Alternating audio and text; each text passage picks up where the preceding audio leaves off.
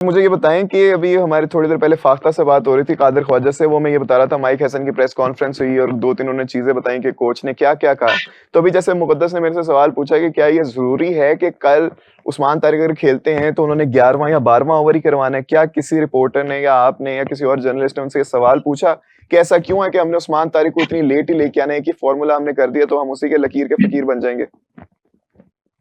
देखिए, mic Hesson से आप जब टीम स्ट्रेटेजी के हवाले से सवाल पूछते हैं ना, तो आपने उनकी प्रेस कॉन्फ्रेंस सुनी होगी, तो उस उनको कोई भी सवाल कर लें, हुँ, वो उस सवाल का जवाब नहीं देते हैं। वो गोल-मटोल कर जाते हैं। स्पेशली स्ट्रेटेजी के ऊपर घुमा जाते हैं, सवाल का जवाब जो है वो किसी और जगह ले जाते हैं। तो यही वजह है कि हमें कुछ खास चीजें उनकी उनसे समझ नहीं आती हैं। हुँ, वो सिर्फ मैच में बात करते हैं कि मैच टू मैच खेलते हैं, जिस दिन मैच हो वो प्लानिंग करते हैं।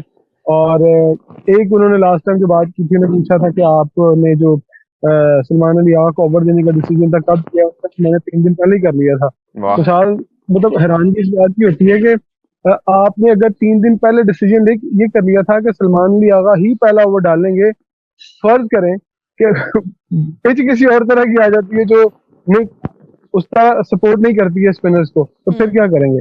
और तो सर इसका मतलब उन्होंने इस पिच को थोड़ी ना रीड किया, उन्होंने तो फिर भी पिच के लिहाज से तो हमें वैसे ही पहले बैटिंग करनी चाहिए थी, लेकिन उन्होंने कहा नहीं, मैंने डिसाइड किया हुआ है, पहले पहले हम बॉलिंग बॉलिंग करनी है। कराएंगे और वो लेकिन भी आगा कराएगा।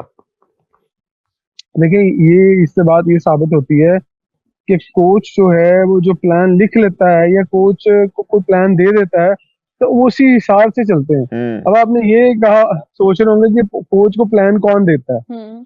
ये मैं थोड़ा खुल के नहीं बोलूंगा, आपको समझ आ जानी चाहिए, आप लाहौर में बैठे हैं। हमारे कोच को भी कोई प्लान दे रहा है, हमारा कोच नहीं आगे प्लान दे रहा आगा को। देखिए, अब आप इस बात को खुद समझे ना, मैंने कहा ना आप लाहौर में बैठे हैं, तो अगर कुछ चीजें उन्हें भी बताई जाती हैं कि अच्छा यार ये देखिए, 3 लोग हैं इसके अंदर, 2 लोग तो पाकिस्तान में, एक बंदा पाकिस्तान में नहीं है जो इस प्लानिंग में शामिल होता है। हाँ जी। तो अब आप